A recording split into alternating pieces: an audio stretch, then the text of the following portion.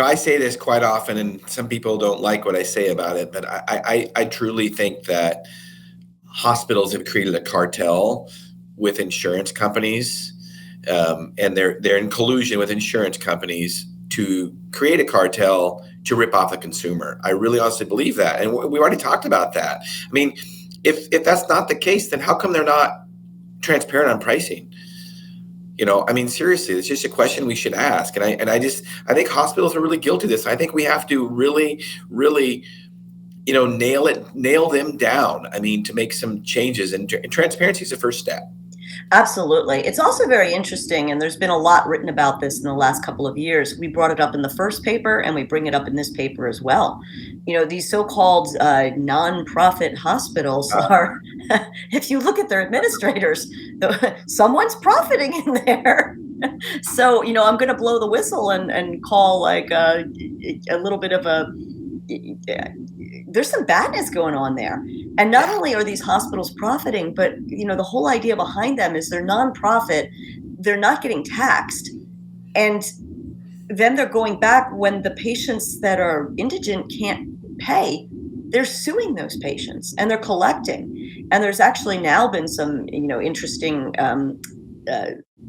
investigative journalism work going on that's showing that these very same hospitals, I read about this in North Carolina, these very same hospitals, these big hospital systems, they're kind of nudging their patients and sending them to these collection agencies, making it sound like, oh, this is great, this is no problem, this agency will take care of it. But these agencies are owned by either big banks or private equity funds, and then they in turn are pumping up what the patient owes.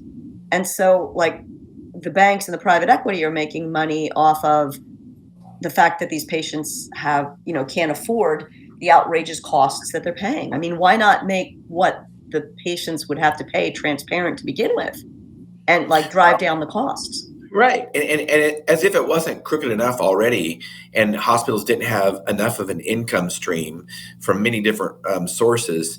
Somebody shared with me that there's some hospitals, they own their own collection agencies, another income stream for them. I mean, that just shows you that they're not really in the business of if that is true, which I believe that is, they're not really, their primary business is not healthcare anymore. I mean, seriously, how could you not argue that? No, they're in the business of business. It was interesting. Our Free to Care conference this year in Austin, Dale Falwell, who's the North Carolina state treasurer, it's an elected position. He was revealing to us, it was like, I thought the best moment in the whole conference. It was just like shocking, because he, as the state treasurer, is in charge of all of the employees of the state of North Carolina and their health care. He needed to know how much he was paying for them. And when he went to look at how much he was paying for hospitalizations, which, the number was like big, given the pandemic, because there were a lot of patients hospitalized during the pandemic.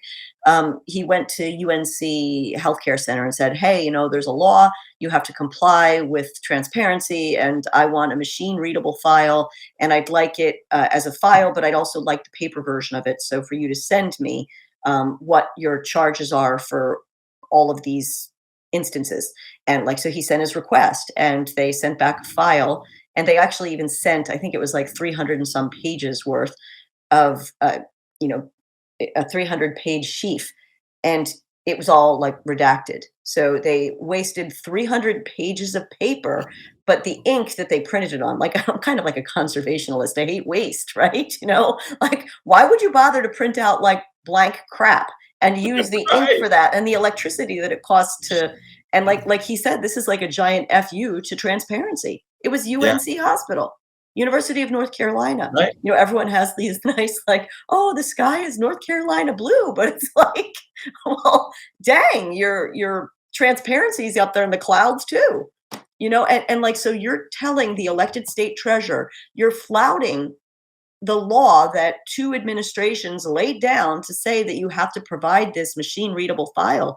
And the state of North Carolina, I believe, is the biggest, they're the biggest buyer of healthcare in North Carolina. People in North Carolina ought to be furious, but then unfortunately, people have needs when they're sick, so they go to the hospital and they need the hospital to stay in business. And I'm not saying hospitals should all go out of business, but I can't imagine being so obfuscative, did I use that word correctly?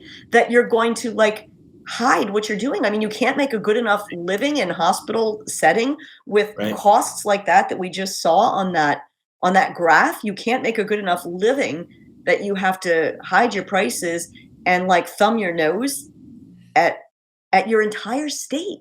Because 'Cause you're not just thumbing your nose at Dale Folwell, you're thumbing your nose at the entire state. You're saying, "We don't care. We're gonna keep on collecting money, and we're not gonna show you how much we're collecting. We're not gonna show you how much what your needs are costing." Disgusting. It is. It is.